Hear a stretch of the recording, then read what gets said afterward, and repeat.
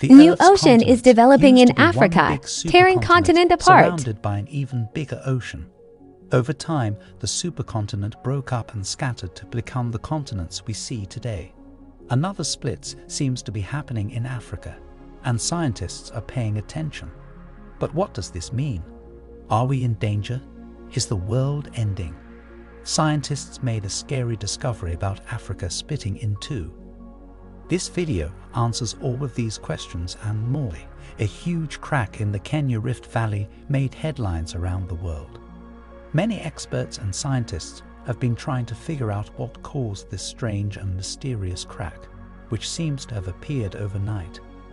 This is not a new occurrence, but it is unusual. In southwest Kenya, a huge crack with a length of several kilometers appeared out of nowhere. The Nairobi-Narok Road recently collapsed because of the crack, which is still growing. The East African Rift's tectonic activity was linked with the crack's early stages. Gullies formed by erosion are one theory for why this happened. Questions still remain, however, about why the crack happened where it did and if it has any significance. Earth's lithosphere is made up of the crust and upper mantle. These plates don't stay still. Instead, they move around each other at different speeds while gliding over a viscous asthenosphere. Scientists aren't sure exactly what makes them move, but it's thought that forces at plate boundaries and convection currents in the asthenosphere are to blame. These pressures don't just make the plates move, they can also break them. One place where this is happening now is the East African Rift System.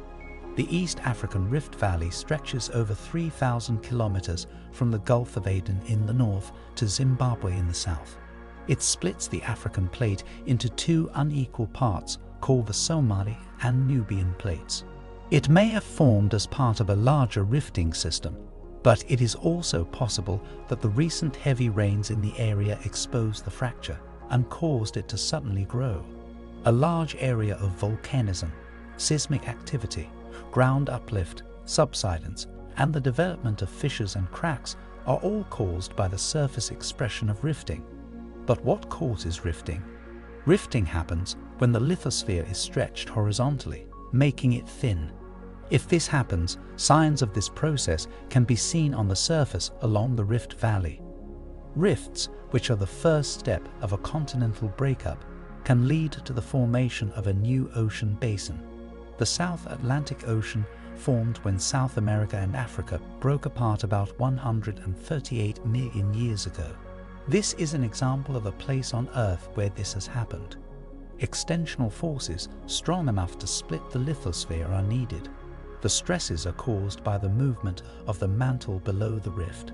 The lithosphere beneath this rift is being lifted higher by the formation of a large mantle plume, causing it to weaken due to the rise in temperature, stretch, and break by faulting.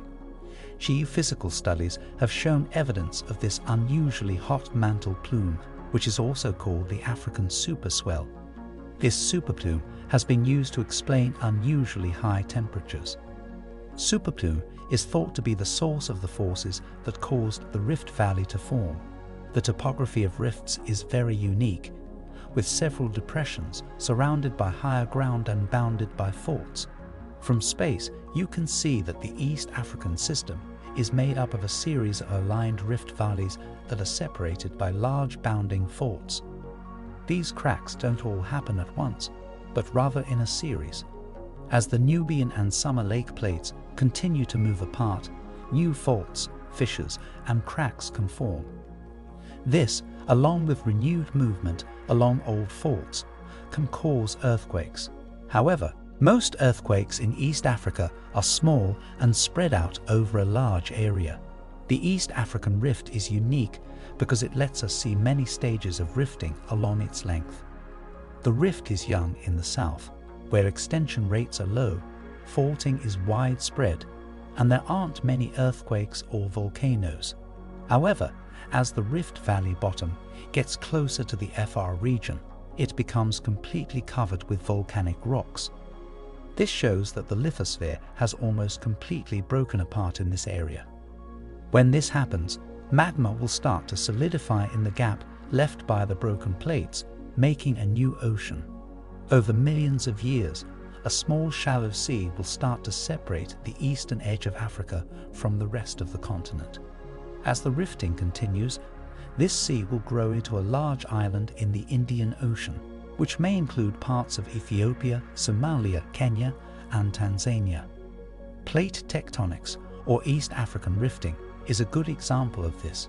The rifting is a prolonged process that most of the time splits Africa without anyone even noticing.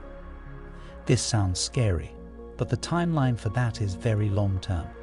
Scientists estimate that the rifting process in Africa will take tens of millions of years to move into the rift zone and eventually form a huge ocean that will split the continent in two. If you're shocked, don't worry. Neither you nor your children will be around to see it.